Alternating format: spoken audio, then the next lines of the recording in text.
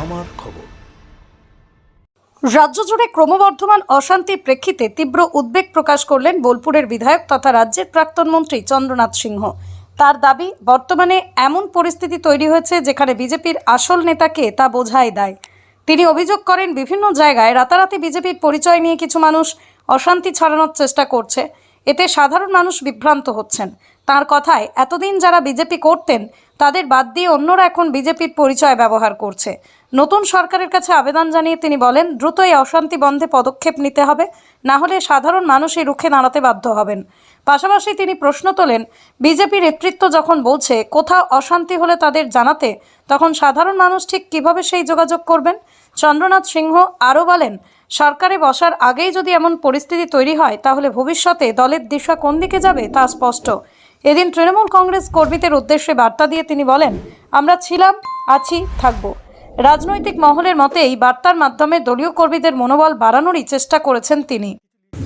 যারা শান্তির বাংলা প্রতিষ্ঠা করতে চায় বলেছিল,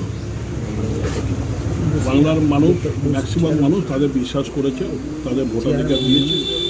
কিন্তু তারা যে পরশু থেকে বিকেল থেকে যেভাবে সারা বীরভূমের নানা জায়গায় যেভাবে তারা অত্যাচার করেছে, তারা যেভাবে মানুষের পাশে দাঁড়ানো তো দূরের কথা, মানুষের বিপর্যস্ত করেছে, মারধর করেছে, বাড়ি লুট করেছে, বাড়ি ভাঙচুর করেছে, এটা মেনে নেওয়া যায়। তারা যদি ভেবে থাকে যে তারা সরকার আসতেই পারে, ভোটাধিকার পেয়েছে, তারা সরকারে এসেছে, আমরা চাইব তারা সুষ্ঠুভাবে সরকার চালাক। আমরা বিরোধীরা আসনে বসবো এবং সেইভাবেই বিরোধিতা করব যাতে সরকার চালানোর সুবিধা হয়।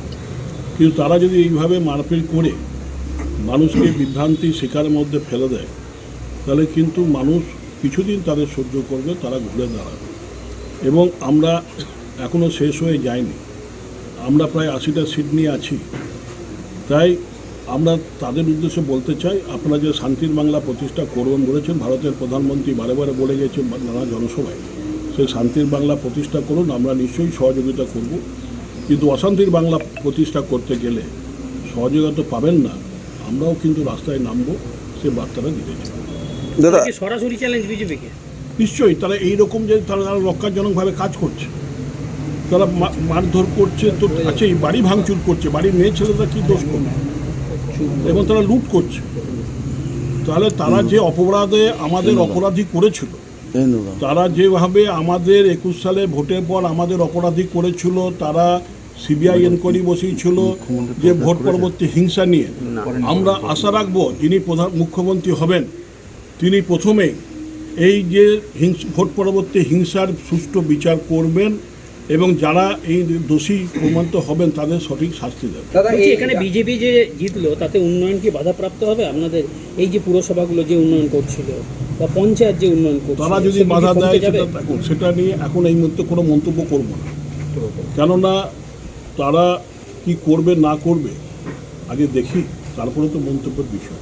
তা আমরা আশা করব যে যেভাবে বাংলার উন্নয়ন 11 সাল থেকে হচ্ছিল সেটাকে তারা বজায় রাখবে। কালকে একজন নানুরে একজন তৃণমূল কর্মী খুন হয়েছেন, যাকে কুপিয়ে খুন করা হয়েছে প্রকাশ্য রাস্তাতে, কি বলবো? তো সেটাই তো বলছি, আমরা আশা রাখবো তারা হিংসাত্মক ভোট পরবর্তী হিংসা, তারা বড় বড় কথা বলেছিল 5 বছর ধরে, তারা হাইকোর্ট থেকে কেস করে তারা সিবিআই নিয়েছিল, সিবিআই এনকোয়ারি হচ্ছে।